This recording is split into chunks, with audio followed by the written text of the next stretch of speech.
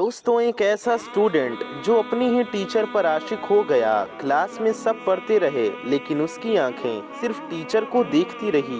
एक दिन टीचर ने तंग आकर पूछा, तुम यहाँ पढ़ने आते हो या और कुछ? लड़के ने मुस्कुराकर कहा, मैम, ये बात मैं आपको अकेले में बताऊंगा। स्कूल की घंटी बजी, पूरा क्लास खाली हो गया। अब सिर्फ वो लड़का और उसकी टीचर आमने सामने रह गए। टीचर ने सख्त लहजे में कहा, अब बताओ, क्या कहना चाहते हो? तब उस लड़के ने ऐसी बात कह दी जो आम तौर पर एक शौहर अपनी बीवी से कहता है। ये सुन करके टीचर सुन्न रह गई, मगर खेल अभी खत्म नहीं हुआ था। उस लड़के के पास कुछ खुफिया वीडियो थी जिसे वो हथियार बनाकर अपनी टीचर को ब्लैकमेल करना शुरू कर दिया। क्या हुआ? उस जिद्दी स्टूडेंट ने अपनी बात मनवा ली या टीचर ने हिम्मत दिखाकर उसे सबक सिखाया? इसको जानने के लिए आपको इस वीडियो को पूरा देखना होगा। मेरे प्यारे दोस्तों, रात का वक्त था, आधी रात छा चुकी थी। सनामीर ने अपना कंबल सही किया।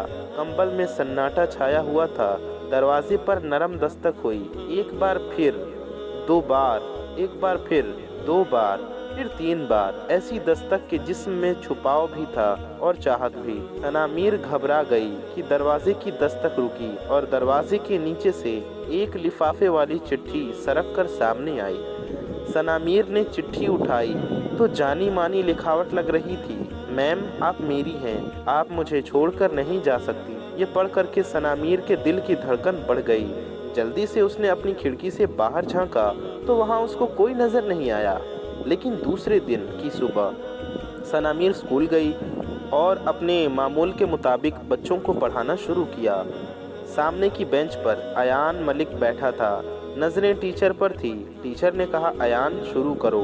उसने कहा, शुरू तो कब का कर दिया है, बस आपका इंतज़ार है। टीचर ने पढ़ाना शुरू किया। क्लास ख़त्म हुई। पूरा रूम खाली हो गया। अयान अपनी बेंच पर बैठा रहा। सनामीर उसके पास गई और पूछा, तुम्हें क्या परेशानी है अयान? उसके सामने खड़ा हुआ कि दोनों सांसें आपस में मिल रही थी। सनामीर एक कदम पीछे हटी। खुद पर काबू रखो, हद पार मत करो। अयान ने कहा, हद तो पार हो गई है, बस आपका इंतज़ार है। बात खत्म हुई। रात ढली तो फिर दरवाजे के नीचे से एक पर्ची आई। आपसे मैं मोहब्बत करता हूँ, आप मुझे छोड़कर नहीं जाइएगा। सनामीर ने गुस्से में चिट्ठी को मोड़ते हुए कहा, नहीं छोड़ूंगी। दूसरे दिन क्लास के बाद सनामीर ने अयान से कहा, तुम्हारा यह गंदा खेल मैं ख़त्म करके रहूंगी। अगर मैं चाहूँ तो इसकी शिकायत पुलिस या प्रिंसिपल से कर सकती हूँ। उसके बाद फिर भी चिट्ठी का सिलसिला ख़त्म नहीं हुआ।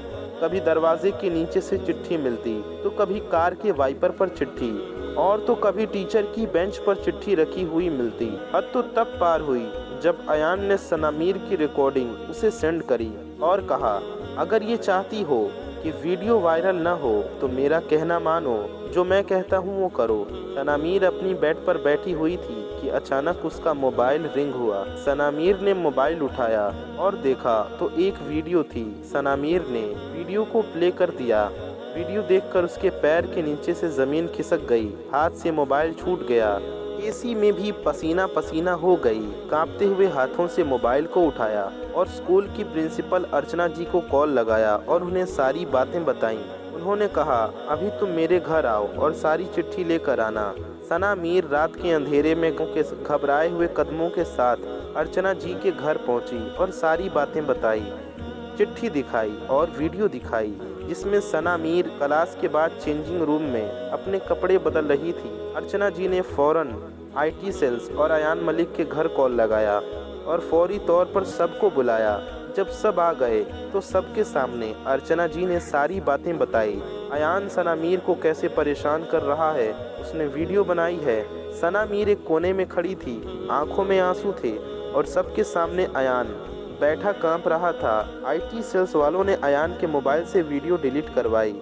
अयान को गिरफ्तार करने वाले थे। पूरे में सन्नाटा और खामोशी छाई हुई थी कि एक आवाज़ गूंजी। सनामीर कहती है, रुक जाइए, इसे गिरफ्तार ना करें, क्योंकि अगर इसे गिरफ्तार करेंगे तो इनके घर वालों की बदनामी होगी और इसका फ्यूचर भी ख़राब होगा।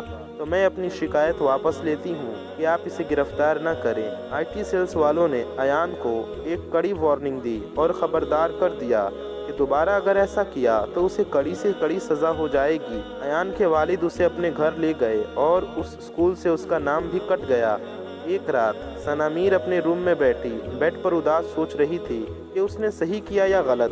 क्या उसे गिरफ्तारी करवा देना चाहिए था या उसने माफ़ करके सही किया। ये सारी बातें सनामीर को अंदर ही अंदर परेशान कर रही थी, लेकिन सनामीर सिर्फ इस बात से खुश थी कि किसी के घर की इज्जत बच गई।